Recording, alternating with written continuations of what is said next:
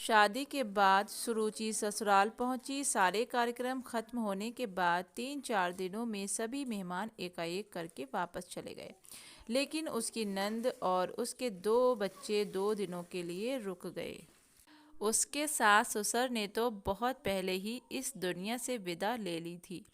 इसलिए उसकी ननंद ने जितने दिन भी रही सुरुचि को भरपूर प्यार दिया, ताकि उसको सास की कमी ना खले। भाई के विवाह की सारी जिम्मेदारी वे ही संभाल रही थीं।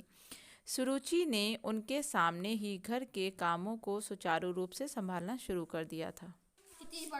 उसने अपने स्वभाव से उनका दिल जीत लिया था। ननद इस बात से संतुष्ट थी कि उनके भाई को बहुत अच्छी जीवन संगिनी मिली है। अब उन्हें भाई की चिंता करने की जरूरत नहीं है। विदा लेते समय ननद ने सुरुचि को गले लगाते हुए कहा, मेरा भाई दिल का बहुत अच्छा है, तुझे कभी कोई तकलीफ नहीं होने देगा। तू उसका ध्यान रखना और कभी भी मुझसे कोई सलाह लेनी हो तो संकोच नहीं करना। मैं आती रहूंगी। दिल्ली से सहारनपुर दूर ही कितना है। दीदी आप परेशान मत होइए, मैं इनका ध्यान रखूंगी, सुरुचि ने झुककर कहा और उनके पैर छुए। उसकी नंद तो ऑटो में बैठ गई, लेकिन बच्चे खड़े ही रहे। सुरुचि ने उनसे कहा, जाओ मामा के साथ बैठो। नहीं, अब तो तुम आ गई हो इसीलिए ये यहीं रहेंगे।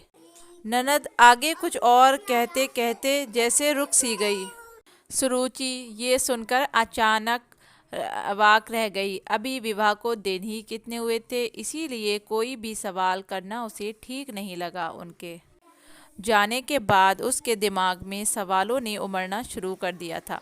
कहीं दीदी इसीलिए तो मुझ पर इतना स्नेह नहीं उड़ेल रही थी कि अपने बच्चों की जिम्मेदारी मुझ पर डालकर आज़ाद होना चाह रही थी।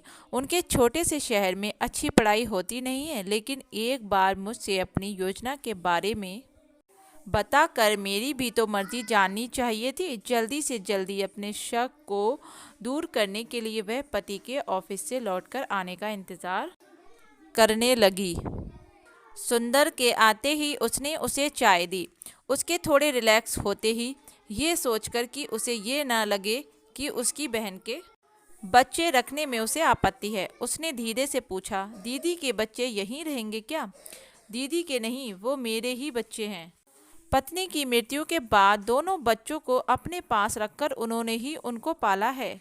तुम्हें शादी, क्या तुम शादीशुदा हो? तुमने हमें पहले क्यों नहीं बताया?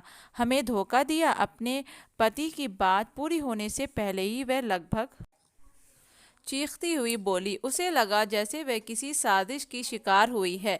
इस स्थिति के लिए वह बिल्कुल तैयार नहीं थी। सुंदर भौचक्का सा थोड़ी देर तक उसकी तरफ देखता रहा, फिर धीरे से बोला, मैंने तुम्हारे भाई से सब कुछ बता दिया था। उन्होंने तुम्हें नहीं बताया? मैंने तुम्हें धोखा नहीं दिया, फिर भी तुम मेरी ओर से आज़ाद हो, कभी भी वापस जा सकती हो।